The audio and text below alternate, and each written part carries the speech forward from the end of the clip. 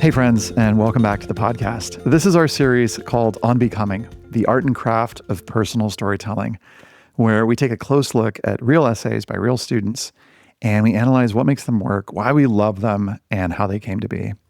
So in today's episode, we've got an essay that begins with this sentence: robes are the textile version of comfort food.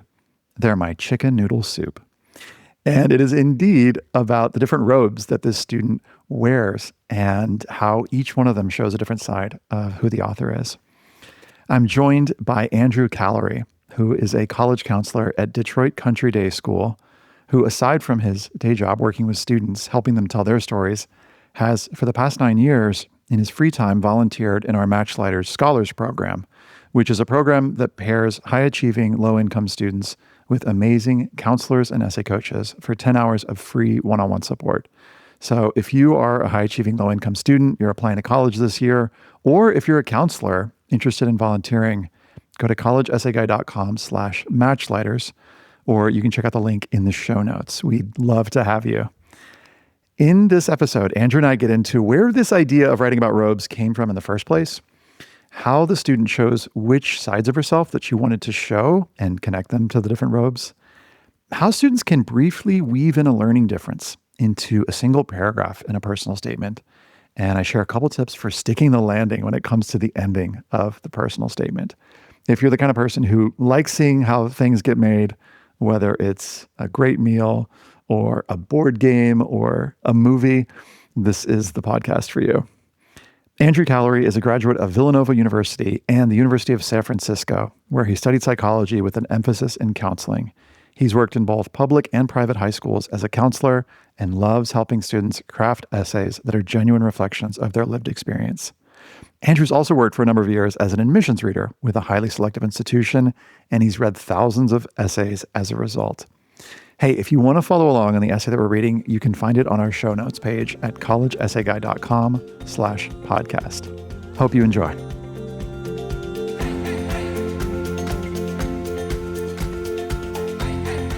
Hi, Andrew. Welcome to the podcast. Ethan, thanks for having me. I'm excited to be here today. Yeah, I'm really excited to talk to you. I'd love for you to set context for this essay that we're talking about today. How did it come to be? So, I'm a big fan of the brainstorming exercises that you and the team have put together. And I think that the 21 details exercise is, at face value, really simple and yet also really profound. And so when I was working with this student, she was really great at truly embracing sort of the stream of consciousness that we invite students to get into when they're doing an exercise like that. And one of the details that she included was that she had a collection of robes. And I don't think she thought anything of it. It was just, that's something that I collect. And, it's not every day that I see a student talk about a robe collection. So in my mind, I sort of went to could this be a great metaphor for us highlighting different aspects of who this person is? Because I always love a montage essay, to be honest. I think narrative essays are great for students who aren't willing to take that risk. But for students who are and who have a lot of different things about them that I think colleges would be interested to learn about, I think the montage works so well. So I pitched the idea to her about using robes as an analogy for who she is and what she brings to any community that she's a part of. And she was willing to run with it. So we had a lot of fun thinking about all the different, I think she's got 20 robes. So Wow. Obviously we couldn't, do 20 different paragraphs, but we had to narrow down which of her robes she felt like would best symbolize the thing that she was going to talk about in each paragraph. And we had a really good time with it. So all of this is to say, I love the 21 details exercise, hashtag 21 details exercise. And I think that, it can really lend itself well to a unique essay. Yeah, I love what you're saying. It's just for folks who are listening who aren't sure what that means. We basically have this exercise where you just name 21 random facts about yourself, and you just get as expansive and as weird and as specific as you can. And sometimes interesting things happen, and sometimes it ends up being detail for a supplemental essay, or sometimes if a student's writing about, something that they will bring to, a roommate scenario. It's like, oh, here's the perfect detail for the third sentence. And sometimes it leads to a whole topic, as it did with this. So it's really cool. And, the thing that I take from this, Andrew, is like, I want students to encourage them to be expansive in their brainstorming and to kind of go broad, because if you get sort of hooked into your first idea, which might be like something connected to extracurricular activity or, a particular challenge that you're facing that month, you might miss out on these opportunities to find a topic that is expansive to talk about lots of different sides of you, like this could be. And that montage that you're talking about, for folks who don't know what that is, that's basically just choosing a theme and then using that theme to jump around in space and time and talk about lots of different sides of yourself. Yeah. Well, when I was first getting started in college admissions, I just printed out a list of the Common App essay prompts, and I would give that to the student that I was working with and say, which one do you want to write about? That's where I was in that point in my career. But since I've grown and since I've learned a lot more about different approaches to helping students brainstorm, I actually find that let's figure out the Common App essay prompt later. Right now, let's do some exercises and generate different topic or different ideas, and then we'll make it fit with one of those. And so, I don't think we would have been able to say a ropes collection would be an answer to a Common App prompt. But we got there, and it worked out really well for her. Right. Great. Well, I've got all sorts of questions about this one, but I'd love for folks to just hear it as a story, as a piece. Would you be down to read it through for us, and then we can talk about it? Be happy to. Robes are the textile version of comfort food. They're my chicken noodle soup. I wear my robes like I wear my values, openly and comfortably. They are not just confined to Netflix binges or study marathons. Allow me to unravel the stories behind 4 of my cherished robes. First up is my luscious royal blue crinkled velvet treasure adorned with a Ravenclaw crest. This is my get lost in a book robe, imbued with triumphant memories of the first novel I ever voluntarily read cover to cover, despite struggling with dyslexia. Picture this, a third grader trembling before a sizable congregation, tasked with reading Psalm 139, verse 14. I was terrified of stumbling over the words, the only 4 letters I could focus on, F-E-A-R, weighing me down. Now envision an 11th grader confidently interviewing the CEO of Kind Bars in front of 400 people. Leading the interview, I focused on connection, unburdened by my past fear of reading aloud. If my 3rd grade self had owned a wand, I would have wished away my dyslexia in a heartbeat. Now I know better. The challenge is where the real magic happens. Next, meet my floor-length fuzzy masterpiece in deep plum.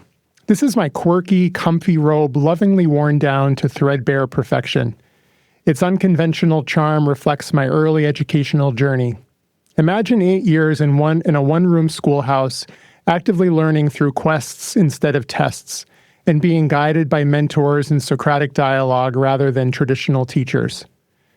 Whether we were designing and building dueling capture the flag towers for our playground, or recreating explosive special effects from movie sets, I loved it because we were a team, learning from our failures and each other.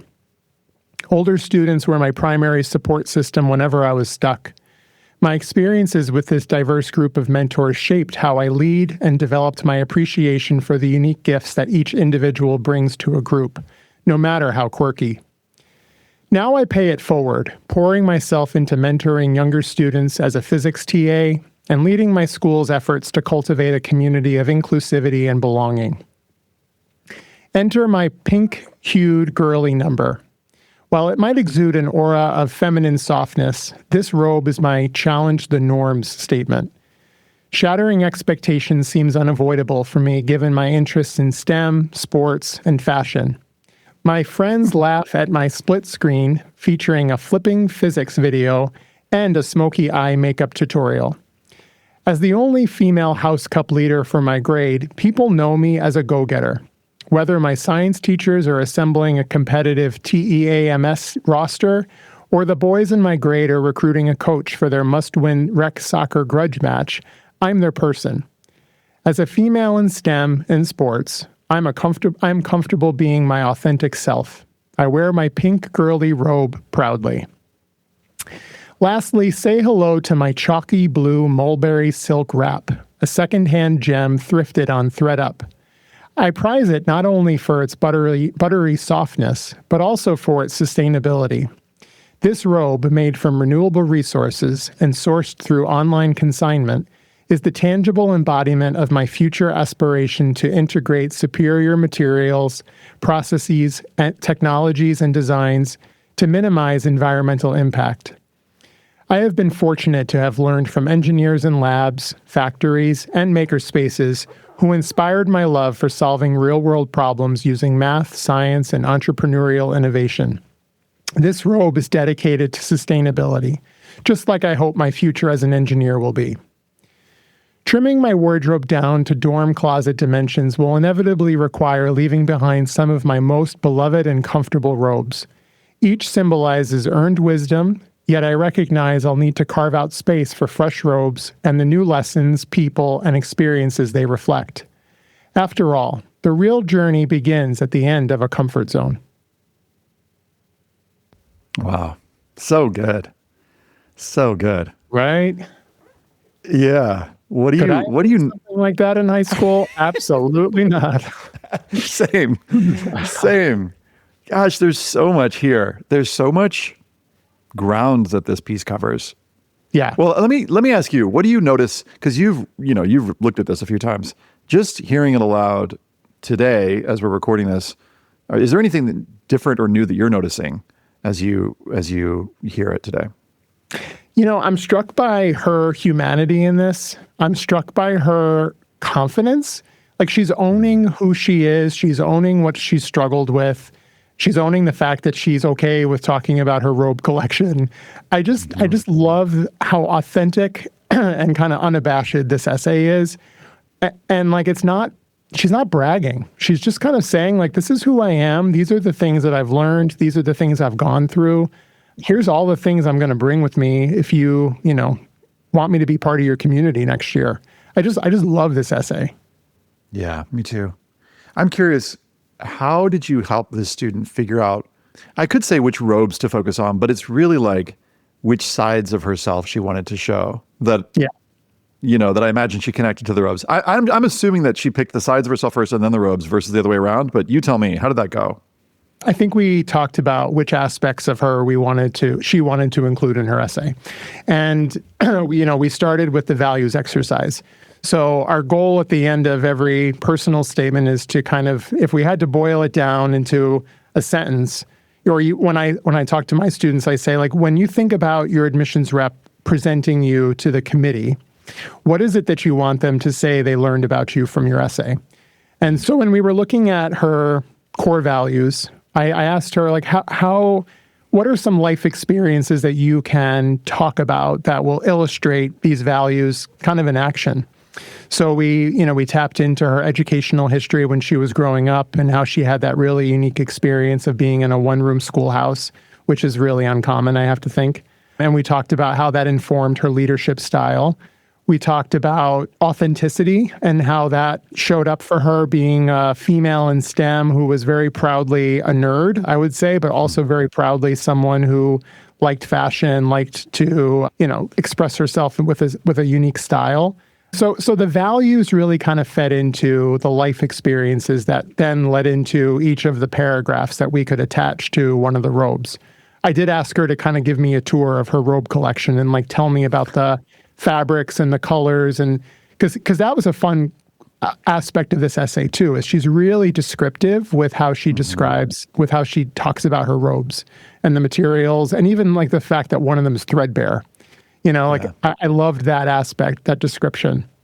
The experience that I'm having when reading it is like almost like the experience when someone, or when a student, for instance, says, here's a journal, and they take me inside their journal and they sort of show me select pages, or they say, here's a photo album that's important to me, and they take me through the photos. I had this experience of, I'm going back to this term, like it's sort of like a safe intimacy where it's personal, but it's guided and it's controlled because the student has a sense of agency about which pieces of themselves that they're showing, which to me seems like the college essay or application in general. But it's like, I love this version of it that the student's bringing here. Yeah, I think that's the beauty of the montage essay, is that each paragraph is something brand new. It's tied together with that common theme, but there's really no predicting where a student is going to go when they're talking about whatever the object is that they're, using as the metaphor. I have to imagine, I've never been in a committee room, but I have to imagine, this probably worked well for her. I mean, I do know that she did get into the college that she was targeting, but I have to think that, like, for the admissions reader who was reading this and then having to, kind of go to bat for her in the committee room, talking about this essay gave him or her so many, like, good little nuggets to be able to talk about. Yeah. I've noticed, I want to get into the text of the essay in just a second, but I've noticed there's this trend, it seems, in, counseling, where more and more, like, admission officers, they're reading fast, and they're, in some cases, in those counselor rec letters, looking for bullet points. They're trying to get the information relatively quickly.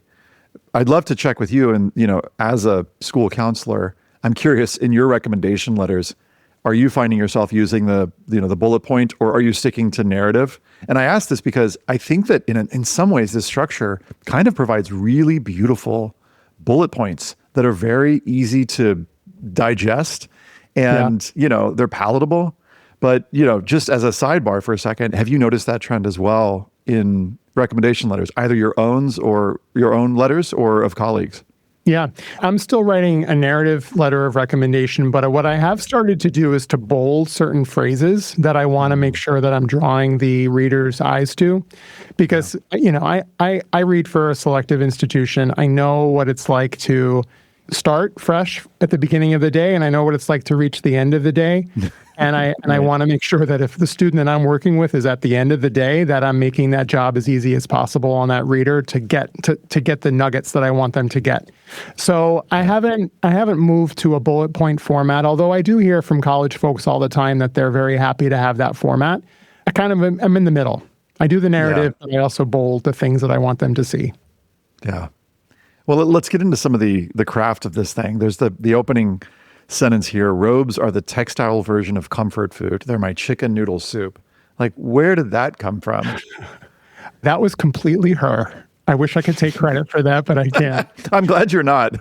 It's just so, like, I just love it. Like, it's so honest.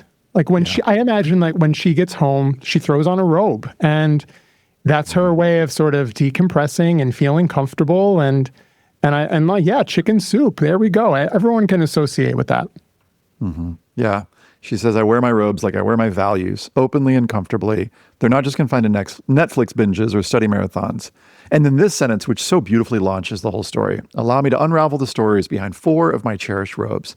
Like, that's such a beautifully orienting sentence that allows me as a reader to be like, okay, I can settle in with my, whatever it is, my next cup of, coffee, and let's go. And, take me on the tour, so it just, I want to just underline that moment for students who might be listening and go, yo, set your reader at ease with your structure so they don't have to be hunting for your topic for half the essay. Yeah. Yeah. I mean, like, this intro is really brief. I mean, it's, we've got some semicolons here, but it's really 2 sentences, 3 sentences. We didn't spend a lot of time getting into where we were going. Right. Which I love. I love that it's like, okay, we're ready to roll.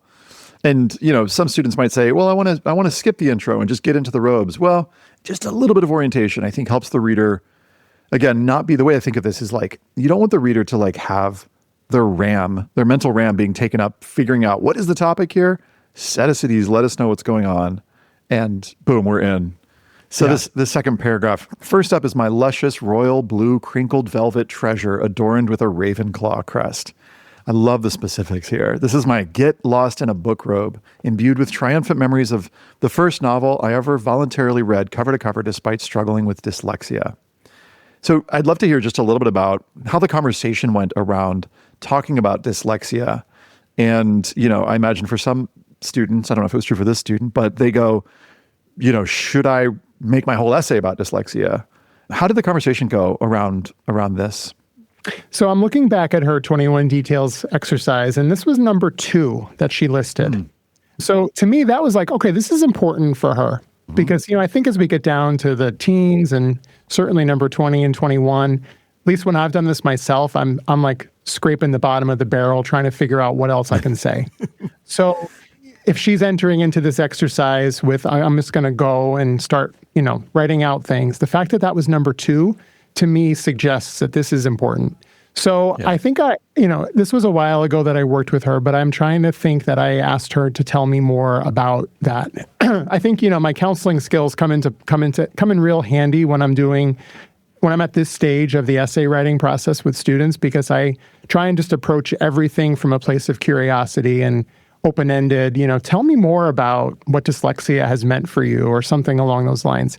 So I think that's kind of how we got here. And I love how in this paragraph, she owns her dyslexia. There's no, she's not looking for pity. She's just kind of saying, like, I've got dyslexia. And when I was younger, when I was in 3rd grade, it caused me a lot of fear when I was in front of my church and I was reading, out loud. But then the second half of the paragraph talks about how much she's grown. And like she skips over what it was that enabled her to get to a place where she was willing to interview a CEO of a well-known company in front of 400 people. And I don't think for a college they needed to know the ins and outs of how she arrived at that place. I guess if she wanted to do a narrative essay and talk about dyslexia, then yeah, we would need to know what that journey was like. But in this paragraph, we don't. We just get to walk away from this paragraph knowing that she came a long way from where she was when she was in 3rd grade to where she was as a junior in high school in front of a bunch of people talking to an executive. Yeah, I love what you're saying here. And the phrase that's in my head is like extraordinary efficiency. And what I mean by this is like, sure, she could have done a whole essay on this journey, but given the structure, it's like, okay, how can I work this into a paragraph so that it's a part of my story, but it's not my whole story. And the simple thing that the student's doing, and so this is like a kind of a pro tip side note for students, is consider like a before and after shot. So her before shot, picture this, a 3rd grader trembling before a sizable congregation, tasked with reading Psalm 139:14. She's terrified, she's afraid. And then next sentence, now envision an 11th grader confidently interviewing the CEO of Kind Bars in front of 400 people. So a simple, like almost like images in your phone or your parents' phone of who you were and who you've become, signaling that growth. And then what I love in the next sentence, there's this beautiful so what moment. So she says, leading the interview, meaning with the CEO, I focused on connection, unburdened by my past fear of reading aloud. And that to me is such a cool moment where we get a little, here's what this meant to me. In this case, here's the part of myself that I was able to be spacious, for this moment of connection. And at the end, she says, if my 3rd grade self had owned a wand, I would have wished away my dyslexia in a heartbeat. Now I know better. Here's another insight at the end of this paragraph. The challenge is where the real magic happens. Beautiful 1, 2, 3, 4, 5, 6, 7, 8 word insight. I'd be curious to know when it came to drawing out some of these insights, these moments where she's sharing these like, so what moments, what are some of the questions either that you asked the student, if you remember, or that you like to ask when it comes to making meaning of these specific details and experiences? Yeah. I think about the question, what are you hoping colleges will learn about you from this? Or what are you hoping they will understand about you from this specific anecdote? And I don't remember if I asked her that question, if I even needed to, but if I did, I suspect she would have said something about, I would want colleges to know how hard I worked at overcoming the barriers that dyslexia put in my way. Yes, love it. I would love to go into the next paragraph. She says, next, meet my floor-length fuzzy masterpiece in deep plum. This is my quirky, comfy robe, lovingly worn down to threadbare perfection. Now, there's this moment of curiosity, like when the new robe is introduced, and this is something that's such a subtle thing, but what I do as a reader is I lean forward and I'm like, all right, new advent calendar, door, where are we going next? She says, its unconventional charm reflects my early educational journey. Okay, there's a hint. Then she goes, imagine 8 years in a one-room schoolhouse, actively learning through quests instead of tests, and being guided by mentors and Socratic dialogue rather than traditional teachers. So I'd love to hear, where did the inspiration come for this paragraph? I'm trying to remember which brainstorming exercise it was where she talked about this as her educational foundation, but this is unique. I mean, talk about an educational experience that sounds like incredibly formative for her. So I wanted to know what she gleaned from that in my mind, I'm like, okay, well, colleges are going to love the fact that you already know how to, work with other people in this sort of unstructured setting, that you figured out how to navigate different age groups and roles. In the back of my mind, I'm always thinking about like those admission nutrients that you and the college essay guide team talk about. So I was like, this is something that we really need to unpack. So again, I don't remember where this came up in brainstorming, but I knew it was something I wanted to learn more about. When I heard about this educational experience, it sort of stirred up in me. Like I wish that I could have been this silent observer in that one-room schoolhouse, seeing how she was navigating the difference, seeing how she was sort of inserting herself, but then also not inserting herself in these different group dynamics. I just thought there was so much here that colleges would love to learn more about. Yeah. You mentioned the admission nutrients. For folks who are wondering, what are those? These are qualities that colleges like to see. Things like intellectual curiosity, things like, service to others, things like collaboration. If you can find these, we'll put these in the show notes. But I see collaboration, especially in this paragraph. She says, when we were designing and building dueling capture the flag towers for our playground or recreating explosive special effects from movie sets, I loved it because we were a team, learning from our failures and each other. So it's like, she's like, I've been on this. I've been doing this for years. Older students were my primary support system whenever I was stuck. My experiences with this diverse group of mentors shaped how I lead. So here's the so what. And develop my appreciation for the unique gifts that each individual brings to a group. So there's sort of like an empathy value there. I'm also seeing like perspective taking, her ability to see others' strengths, which to me feels like leadership, no matter how quirky, she says. So there's like inclusion that's implied. Now I pay it forward. She finishes the paragraph saying, pouring myself into mentoring younger students as a physics TA and leading my school's efforts to cultivate a community of inclusivity and belonging. Now, I think students sometimes wonder, how do I weave in those extracurricular activities without seeming like I'm bragging? I mean, this is like such a good example of that because the student has led with the values that are important to her. And, she's highlighted them here, community of inclusivity and belonging. And she's giving this particular activity as an example of those values. Yeah. The other thing that I think is really neat about this paragraph is, she was an aspiring engineer. And she's not talking about some robotics, competition or science Olympiad or anything along those lines. But I do think, you can look at this paragraph and you can look at what she's talking about. And she's been experimenting since she was very, very young. And so, there's that scientific aspect to it where there was trial and error.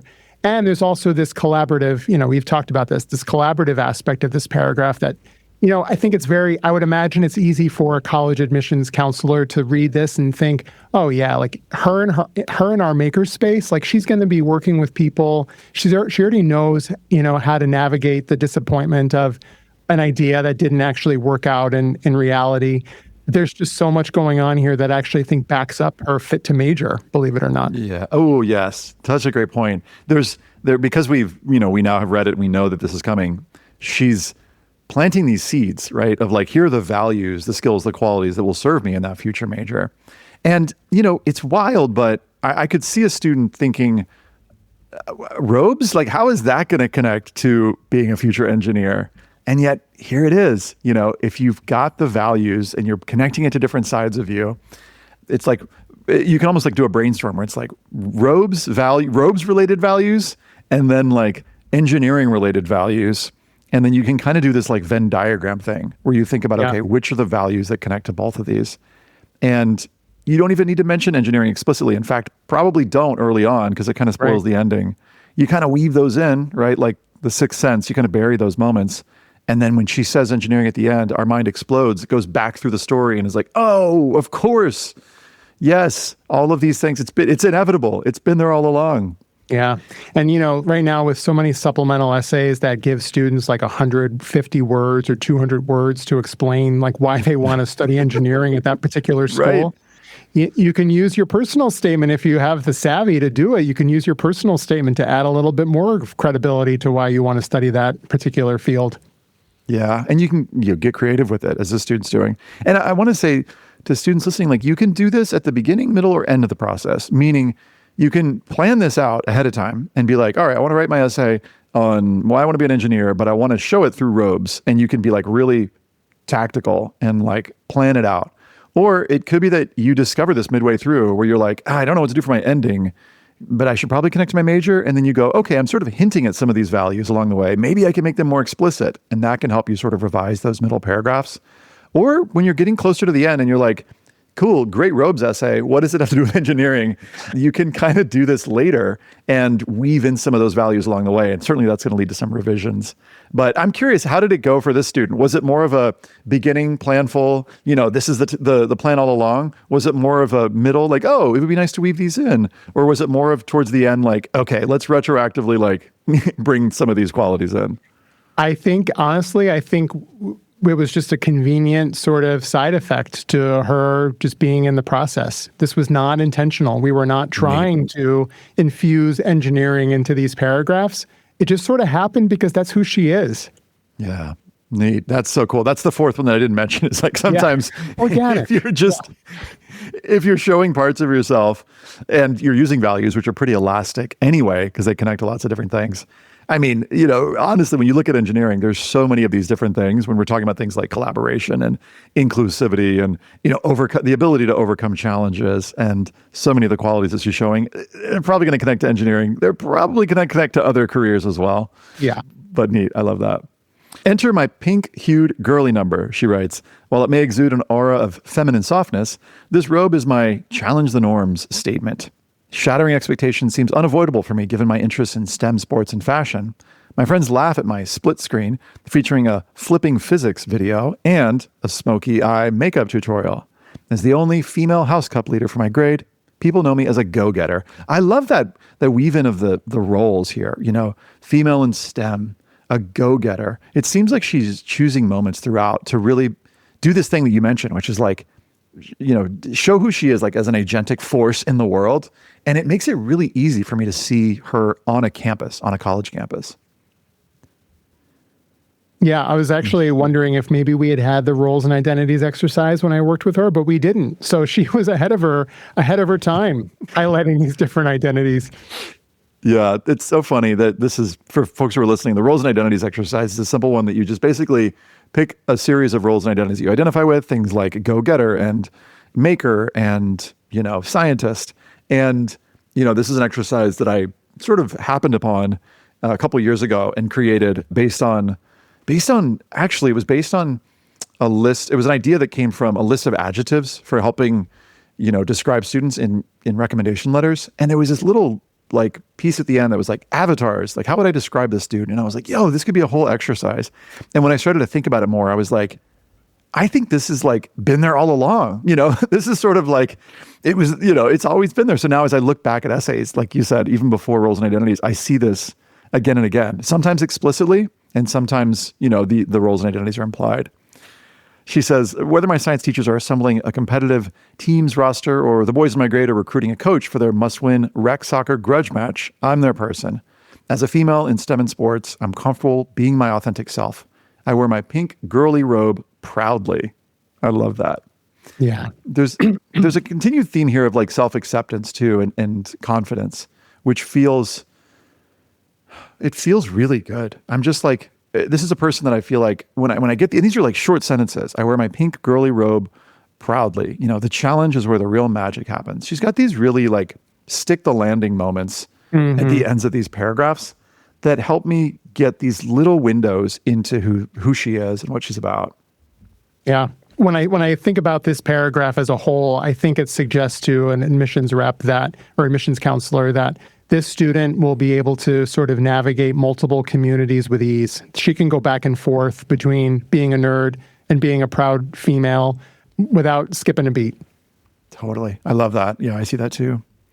In her second to last paragraph, she says, lastly, say hello to my chalky blue mulberry silk wrap, a secondhand gem thrifted on ThreadUp. I prize it not just for its buttery softness, but also for its sustainability. Now that's a beautiful transition because the thing that she's about to talk about comes in the word at the end of the sentence. So quick, tiny writing note. There's this thing where when you're doing a transition, if you just put the word at the end, we go, ooh, okay, here's where we're going to next. Yep. This robe, she says, made from renewable resources and sourced through online consignment, is the tangible embodiment of my future aspiration to integrate superior materials, processes, technologies, and designs to minimize environmental impact. I've been fortunate to have learned from engineers in labs, factories, and makerspaces who inspired my love for solving real-world problems using math, science, and entrepreneurial innovation. This robe is dedicated to sustainability, just like I hope my future as an engineer will be. What do you notice here? So again, we went back to 21 details, and one of her details was that she liked to thrift shop. And so I was like, okay, well, we're talking about robes in this essay. Please tell me that you thrifted a robe at some point. And she's like, well, actually, Andrew, as a matter of fact, I did. And so that to me was like, okay, good, because we can tie in some of what you're hoping to do and like what's important to you from a more academic standpoint or more like future career standpoint. Sustainability is really important to her. It's one of her values. And so like the analogy here was just like a beautiful connection between the robe, but also what she's hoping to do and like what her goals are as an aspiring engineer. Yeah, I love it. And I love there's even like a slight tone shift here that I really appreciate, where the language it's been sort of casual in a great way, throughout and very personal. And here when she talks about, she says using, integrating superior materials, processes, technologies, and designs to minimize environmental impact. There's like a rigor that comes in where I trust that this is something that she spent a lot of time thinking about. And then she gives her stack of evidence, which is like, without bragging, she's sort of hinting at activities list stuff, but I've been fortunate to have learned from engineers in labs, factories, and makerspaces who inspired my love for solving real-world problems using math, science, and entrepreneurial innovation. It's such, again, another great example of mentioning those activities and, things that will be obvious from those other parts of her application without needing to be like, braggy about it and or super getting into the super details because I think that would maybe potentially pull away from this sort of central theme or thread that she's got going here.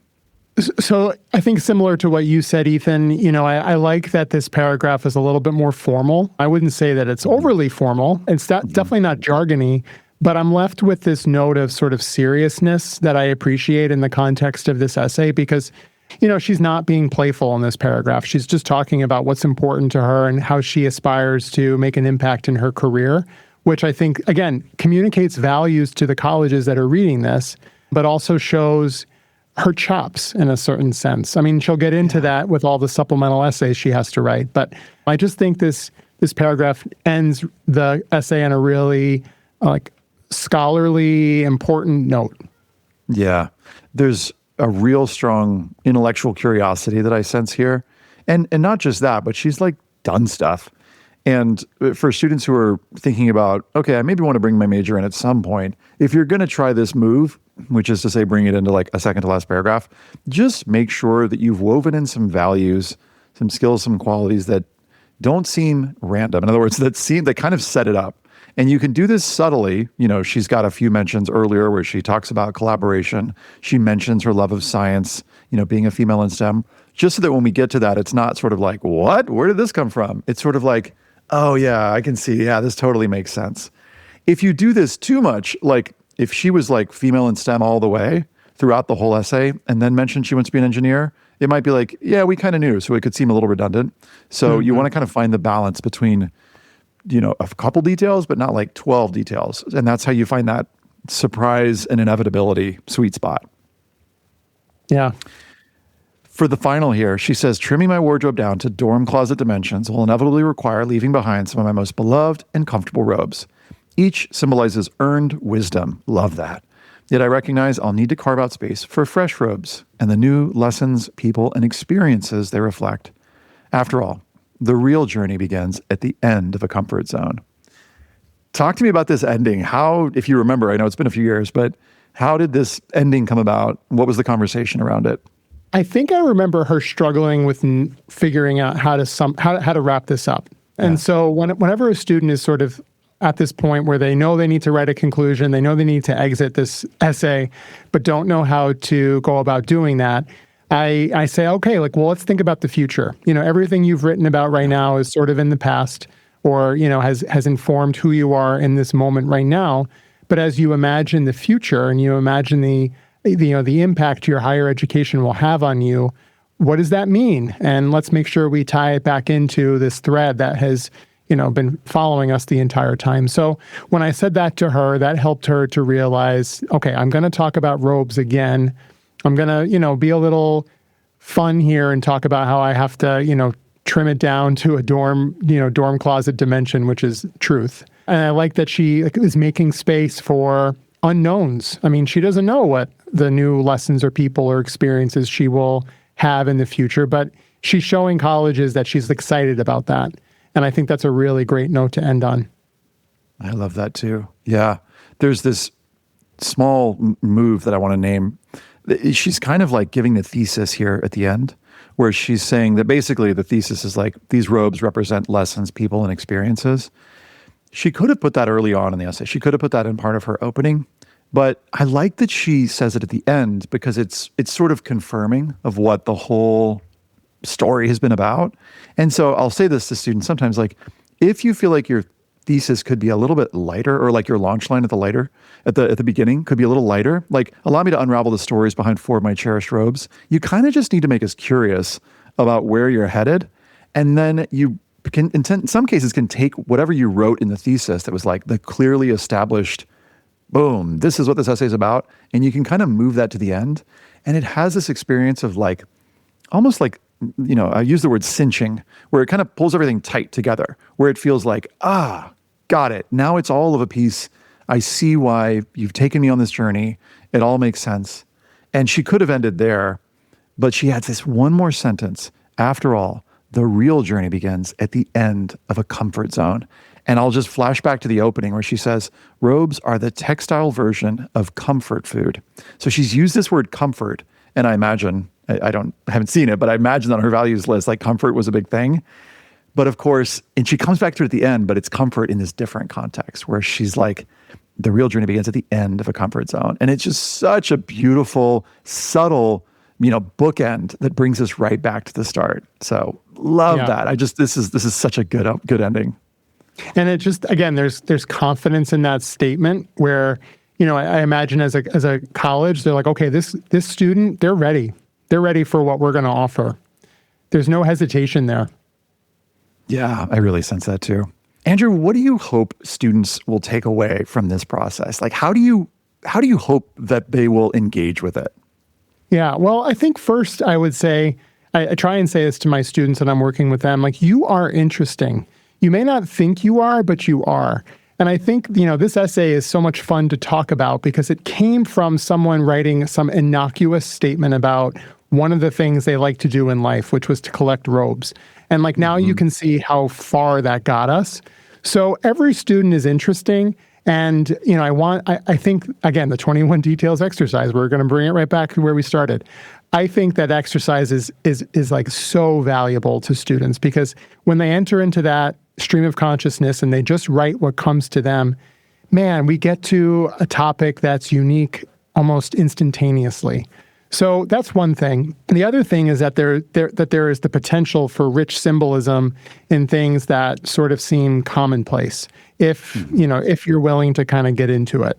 So, I know montage essays can sometimes, start to sound the same where, here at my school, for instance, we've got sweaters where students can put patches on their sweater. And, that's probably a common essay topic where you're talking about patches on your sweater. But it's kind of an invitation for colleges to get to know you in really important ways and multifaceted ways. So, from this process, I would hope that students would understand that there's a lot of things that are part of their life that they may not think are interesting, but that could be really exciting to write about and for colleges to read about. Yeah, I forgot who said this quote, but what I'm present to as you share that, Andrew, is like, the way to be interesting is to be interested. Yeah. And speaking about these things that you are interested in, whether it's a robe or, I don't know, Latin or something, your water bottle. I mean, like, I love this point that you're making, that it could come from just literally the objects in your room, the things that you sort of don't think about on a daily basis. Taking the time to slow down and go, okay, what's really here?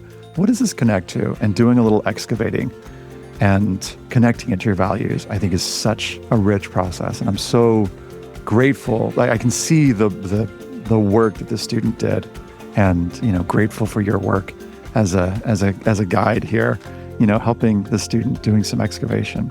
Thanks, Andrew, so much for spending some time with me. My pleasure, Ethan. Thanks for having me. Thanks, friends, as ever, for listening. You'll find the show notes, including the text of the essay that we read, at collegeessayguide.com/podcast. If you're interested in more from us, sign up for anything at collegeessayguide.com, and we'll share our latest resources, our upcoming free live events, and lots more. Thanks, y'all, and stay curious.